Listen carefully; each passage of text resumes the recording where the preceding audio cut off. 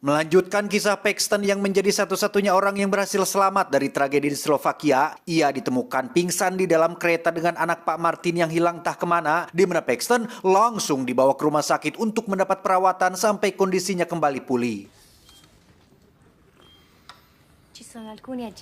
Tak lama, muncullah para petugas dari lembaga pemerintahan yang bermaksud meminta keterangan terkait apa yang sudah dialami oleh Paxton, di mana ia langsung bercerita tentang sebuah organisasi rahasia yang menculik para turis untuk dijadikan sebagai objek bagi orang-orang kaya yang ingin mendapatkan pengalaman berbeda, yaitu membunuh, di mana semua anggota organisasi tersebut memiliki tanda yang sama, yaitu sebuah tato bergambar anjing pada lengannya. To say look something like this. Help! Somebody help me! Dan ya, itu semua ternyata hanyalah mimpi akibat Paxton yang belum bisa melupakan kejadian tersebut, di mana kini ia dan kekasih tinggal di sebuah tempat yang jauh dari perkotaan untuk menghindari organisasi yang mungkin masih melakukan pengejaran terhadap dirinya.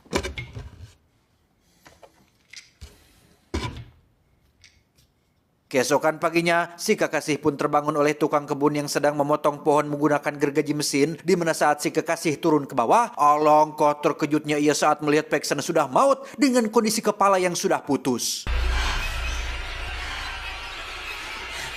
Dan ya, si tukang kebun tersebut ternyata adalah utusan dari organisasi yang ditugaskan untuk menghabisi Paxton, di mana ia membawa kotak berisi potongan kepalanya untuk diserahkan kepada seorang pria tua yang merupakan bos atau pemilik dari organisasi rahasia tersebut.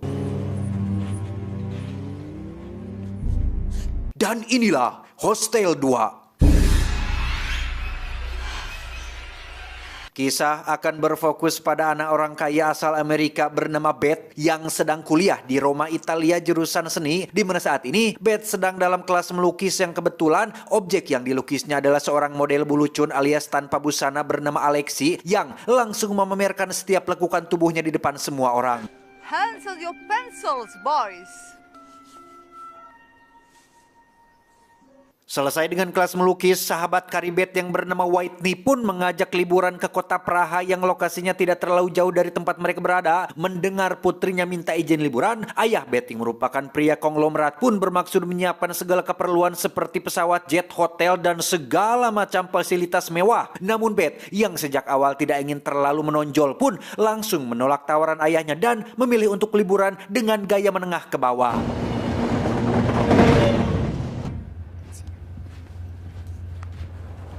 Dengan sebuah kereta api kelas ekonomi, Beth, Whitney, dan satu teman mereka yang masih polos bernama Lorna pun berangkat menuju kota Praha, di mana Beth dan Whitney yang ingin pergi cari minum pun meninggalkan Lorna sendirian yang memang lebih suka sendiri sambil mendengarkan musik dari iPod kesayangannya. Ow! Excuse you. Saat sedang menikmati minuman itulah, Beth dan Whitney dihampiri oleh pria asing yang mengajak mereka ke gerbongnya. Beth sempat menolaknya, tapi karena Whitney mengiyakan ajakan tersebut, Beth pun akhirnya ikut juga. Okay, but I'm extra good.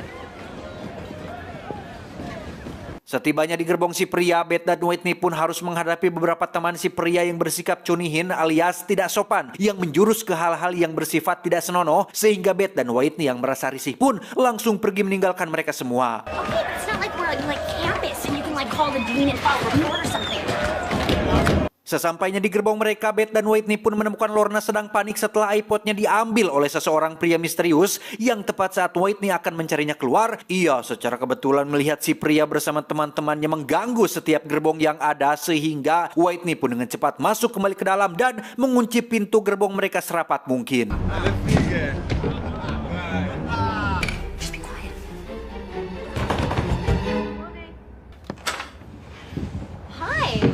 Dan ya, itu ternyata adalah Alexi yang berhasil membawa kembali iPod milik Lorna, di mana ia mengaku sedang akan pergi menuju sebuah negara bernama Slovakia dan mengajak mereka semua untuk ikut bersamanya jika ingin liburan yang keren dan menyenangkan.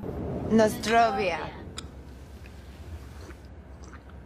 Astrovia. Pada akhirnya Bet CS pun tidak jadi ke Praha melainkan ikut ke Slovakia bersama dengan si Alexi, di mana hostel atau penginapan yang mereka datangi ternyata adalah hostel yang sama dengan yang pernah Paxton dan kawan-kawan di film pertama kunjungi, pun sama dengan si resepsionis yang masih sama dengan yang muncul di cerita sebelumnya.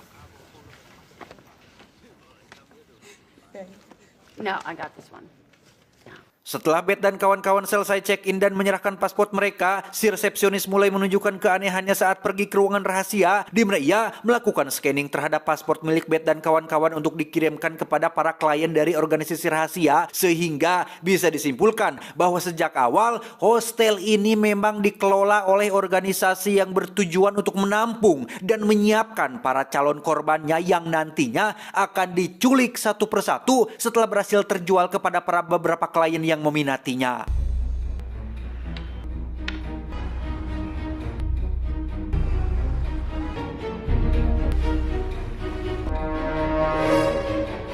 Setelah dilelang kepada beberapa orang kaya dari seluruh dunia, Lorna akhirnya terjual kepada seorang wanita kaya yang suka mandi darah, sementara Beth dan Whitney berhasil terjual kepada seorang pengusaha saham bernama Todd tidak pakai Ken, yang karena saking senangnya telah berhasil membeli mereka berdua.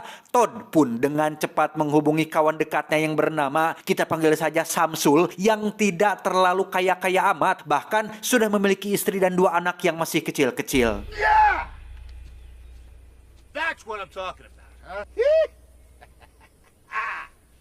Tiba di Slovakia, Todd dan Samsul yang naik jet pribadi pun langsung disambut oleh orang dari organisasi yang membawa mereka ke hotel mewah khusus untuk para anggota, di mana Samsul yang belum pernah melakukan ini sebelumnya pun nampak terlihat gugup dan seperti ragu-ragu. Namun karena tidak enak kepada Todd, Samsul pun pura-pura hanya kecapean saja. You ready to do this?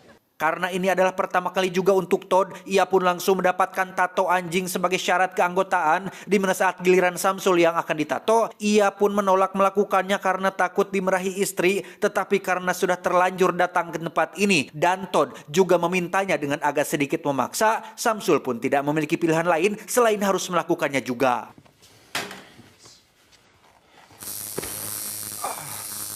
Kembali ke Beth dan kawan-kawan yang sedang jalan-jalan di kota Slovakia, mereka tak sengaja bertemu dengan barudak letik bangor atau anak-anak Badung lah yang suka memalak dari para turis, yang ketika Lorna bermaksud memberikan mereka permen, salah satu bocah pun meludahinya dan langsung lari pergi begitu saja. Singkat cerita, malam pun poek. Beth dan kawan-kawan terlihat menghadiri sebuah festival tahunan yang rutin diselenggarakan di kota ini. Mereka terlihat bersenang-senang menikmati suasana dan keramahan orang-orang lokal, di mana Lorna sendiri nampak didekati oleh seorang pria tinggi besar yang menawarinya berdansa, bahkan mengajaknya naik perahu melihat-lihat keindahan malam di kota ini. Tak ingin pergi tanpa bilang kepada yang lain, Lorna pun meminta izin kepada Beth untuk pergi bersama orang asing yang baru dikenalnya. Sempat dilarang untuk melakukannya, Lorna yang masih lugu dan mudah dipengaruhi pun tetap pergi bersama pria asing tersebut, sehingga Beth tidak bisa berbuat apa-apa. It's okay. Okay, you promise?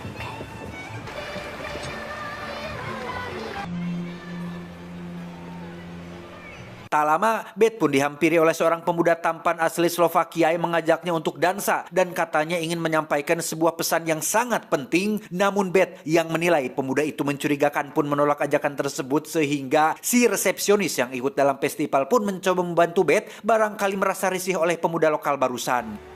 Here, take a drink. Tanpa mereka semua sadari, Todd dan Samsul terlihat berada di festival tersebut sedang mengamati para calon korban yang akan mereka habisi, yang karena Samsul penasaran dengan latar belakang dari korbannya, ia pun memutuskan untuk menghampiri Beth dan sempat mengobrol sebentar dengannya. Cheers. Cheers, thanks. Beralih ke Lorna yang sedang naik perahu dengan si pria asing, ia dibawa menuju tempat sepi yang jauh dari keramaian, di mana saat mereka berdua sudah sampai di daratan, Lorna pun diminta untuk menutup matanya dan tiba-tiba... What are you doing? Close your eyes. Sementara Lorna sudah berhasil diculik oleh organisasi, Beth sendiri harus menjadi satu-satunya orang yang paling waspada dan paling sadar di antara mereka bertiga. Bahkan ketika melihat Whitney mabuk bersama dengan seorang cowok yang baru dikenal, Beth yang khawatir pun langsung bergerak untuk mendampinginya. Dude, you coming? Are you okay? I'm good. I'm coming. Tiba di depan kamar hostelnya, Beth yang tak ingin kawannya dimanfaatkan pun mengusir cowok itu dari sana. Tepat saat Beta sengaja melihat dua pria mencurigakan yang sedang membereskan barang-barang di salah satu kamar tamu. Tepat di saat bersamaan, Lorna terlihat sudah berada di sebuah tempat menyeramkan dengan posisi digantung terbalik, di mana seorang wanita yang sudah membelinya pun muncul di sana untuk menikmati produk yang sudah dibayarnya dengan harga mahal. Yang seperti sudah saya sempat jelaskan di awal, wanita kaya ini punya hobi aneh, yaitu mandi getih. Sehingga dengan pedang tajam dari abad ke-17, wanita kaya ini pun langsung menghantamkan pedangnya dan...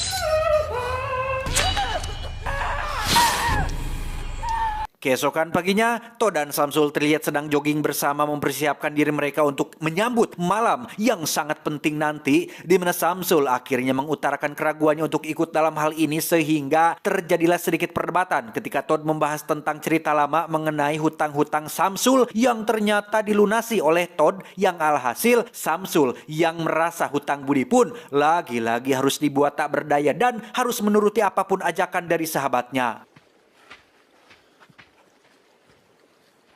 Sementara itu, Beth dan kawan-kawan terlihat sedang mandi di pemandian umum air panas, di mana Beth yang masih kepikiran dengan keadaan Lorna pun nampak tidak terlalu bersemangat menikmati liburan ini. Bahkan ketika Alexi mendekatinya, Beth memilih untuk memejamkan mata sambil menunggu Whitney selesai dengan cowok barunya.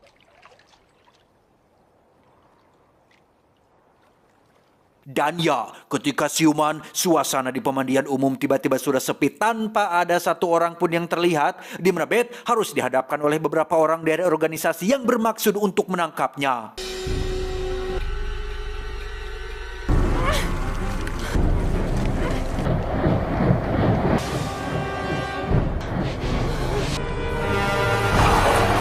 Tiba di jalan raya, Beth sempat bertemu dengan seorang pengendara mobil yang ternyata adalah si pemuda yang sempat mengajaknya dansa di festival. Wajahnya terlihat babak belur sehabis dihajar oleh orang-orang dari organisasi dan sedang dalam perjalanan ke tempat lain setelah diusir dari kota tersebut. Beth pun lari ke dalam hutan dan sempat terjatuh setelah terkena perangkat tali yang dibuat oleh anak-anak Badung, di mana saat mereka memukulinya dengan kayu, muncullah seorang pria yang ternyata adalah si bos alias pemilik organisasi yang berhasil mengusir anak-anak tersebut dan menyelamatkan Beth untuk dibawa ke rumahnya.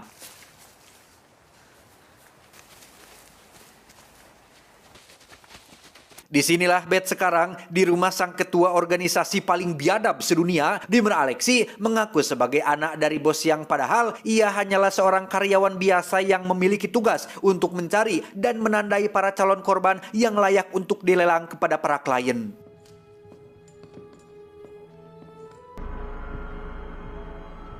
Setelah pakaian Beth diganti dan wajahnya didandani, Alexi pun menyuruh Beth untuk istirahat dulu sembari menunggu pihak kepolisian datang untuk mengusut kasus hilangnya Lorna dan Whitney. Yang tak lama setelah Alexi keluar kamar, Beth yang tidak tenang pun mencoba melihat keluar jendela dan menemukan ada beberapa orang yang sempat mengejarnya memasuki rumah ini, sehingga Beth pun dengan cepat masuk ke dalam sebuah lemari tanpa sadar jika lemari tersebut adalah sebuah jalan masuk menuju ruangan khusus tempat disimpannya kepala beberapa korban yang dianggap paling spesial dan paling menyusahkan, yang salah satunya adalah kepala si Paxton. Setelah Beth berhasil ditangkap oleh para penjaga, kita akan melihat Whitney sedang disekap bersama beberapa turis lainnya. Satu persatu dari mereka pun dibawa ke hadapan seorang penata rias yang khusus ditugaskan untuk mendandani para calon korban agar terlihat menarik di hadapan klien, di mana Whitney berhasil memanfaatkan kesempatan itu untuk menggigit hidung si penata rias dan mencoba mencari jalan keluar dari tempat ini, tetapi...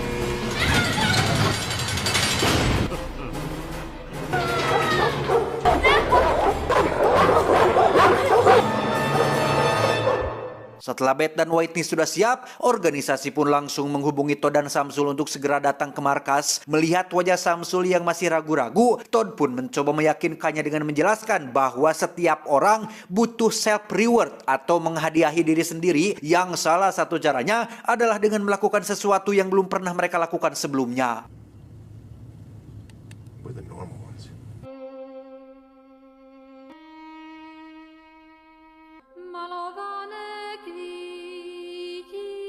Tiba di pabrik yang sama dengan yang ada di film pertama, Todd dan Samsul pun dibawa menuju ruang persiapan berisi segala jenis benda tajam yang biasa dipakai untuk alat, di mana Samsul masih saja terlihat ragu, tetapi demi kesetiakawanan, ia pun memutuskan untuk melakukannya.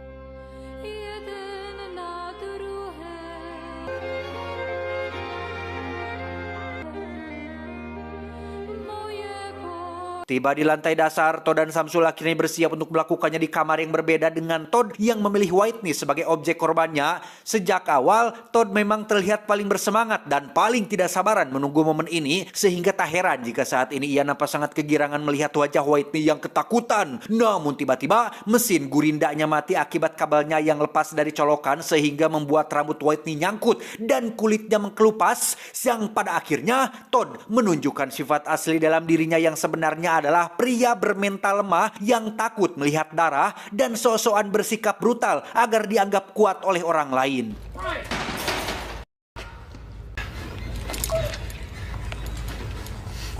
Tanpa menyelesaikan apa yang sudah ia mulai, Todd yang sudah kehilangan mood pun memilih untuk meninggalkan Whitney seperti itu tanpa ingat bahwa dalam kontraknya dengan organisasi ini jelas-jelas tertera aturan penting agar setiap klien wajib menyelesaikan apa yang sudah dia mulai, sehingga karena Todd keras kepala dan tetap ingin pergi, para penjaga pun langsung melepaskan beberapa ekor anjing galak yang dengan cepat menghabisi Todd di dalam lift tersebut.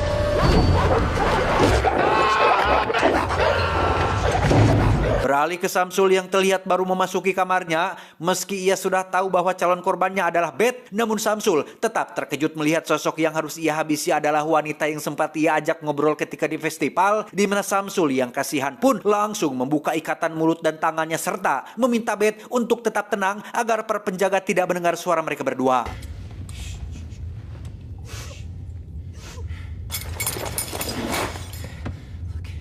Dengan fakta bahwa dirinya sudah terikat kontrak dengan organisasi, Samsul pun harus memilih antara menghabisi Beth atau berkorban dengan menyerahkan nyawanya sendiri kepada para penjaga seperti yang dialami oleh Todd. Melihat Samsul kebingungan, Beth pun buru-buru meyakinkan Samsul untuk jangan melanjutkan ini sembari mengatakan bahwa Samsul adalah seorang pria baik-baik yang tidak akan sampai tega dan sanggup mengambil nyawa seseorang.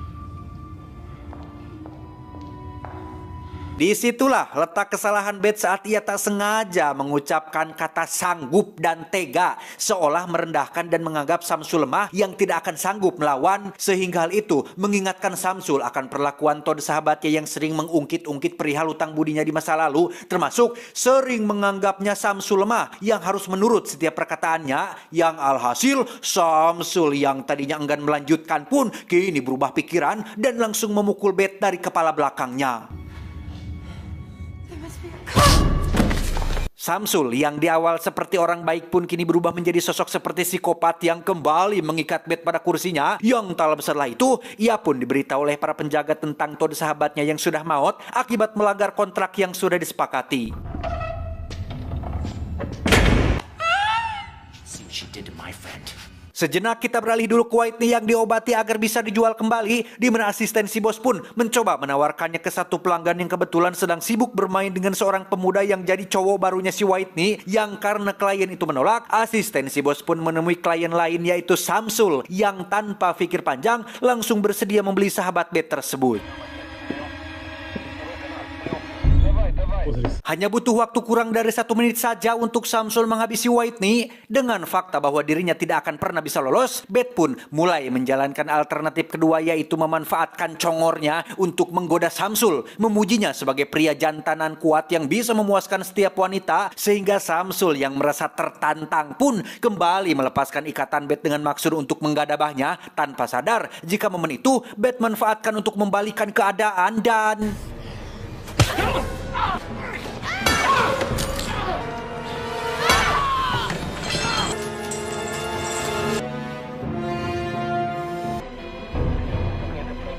Tepat saat si bos dan para penjaga datang ke sana, Beth sudah dalam posisi ancang-ancang akan memotong Johnny-nya si Samsul, yang ketika si bos menyuruh para penjaga untuk menembak mereka berdua, Beth dengan cepat menawarkan sejumlah uang dalam angka besar untuk membeli Samsul, termasuk ingin mendaftar sebagai anggota organisasi baru karena seperti yang sudah saya jelaskan sebelumnya, Beth ini adalah anak dari seseorang yang sangat kaya raya di Amerika Serikat. Bahkan jika ia mau, tempat ini pun bisa Beth beli dengan tabungannya yang ada di Bank Swiss, Roma, dan negara-negara lainnya. Sehingga melihat ada cuan yang lebih banyak ditawarkan kepadanya, si bos pun menjadi tertarik dan langsung menerima tawaran tersebut. Business. I'll pay more. No, there's a second mortgage on your house. Sempat melipat gandakan bayarannya, Samsul nampaknya harus pasrah saat si bos sudah mengetahui latar belakang Samsul yang hanya seorang karyawan kantor biasa. Bahkan keberadaannya di sini pun hanya diajak dan ditraktir oleh Todd sahabatnya, yang karena aturan untuk bisa menjadi anggota adalah membunuh. Beth pun dengan senang hati menggunting Johnny-nya si Samsul dan membiarkannya maut kehabisan getih. Let him bleed to death. Saat sedang ditato anjing tanda keanggotaan itulah, Beth pun kembali menawarkan sejumlah uang untuk bisa membeli satu orang lagi yang ingin dia habisi, yaitu si Alexi, yang karena si bos hanya peduli pada uang dan tak pernah sedikit pun peduli pada karyawannya, ia pun menerima tawaran tersebut sehingga Beth dengan cepat menyuruh anak-anak Badung untuk mencuri tas Alexi agar terpancing masuk ke dalam tempat sepi, sehingga Beth yang sudah siap dengan kapak besar pun bisa langsung menyambutnya, dan inilah yang terjadi. Nostrovia. Tamat ending yang cukup memuaskan. Pesan yang bisa kita ambil dari film ini adalah uang bukanlah segalanya, tapi terkadang uang bisa menyelamatkan nyawa seseorang. Saya John mewakili jajaran direksi yang bertugas mengucapkan terima kasih dan sampai jumpa di video selanjutnya. Adios. Katel Hideng Lionel Messi.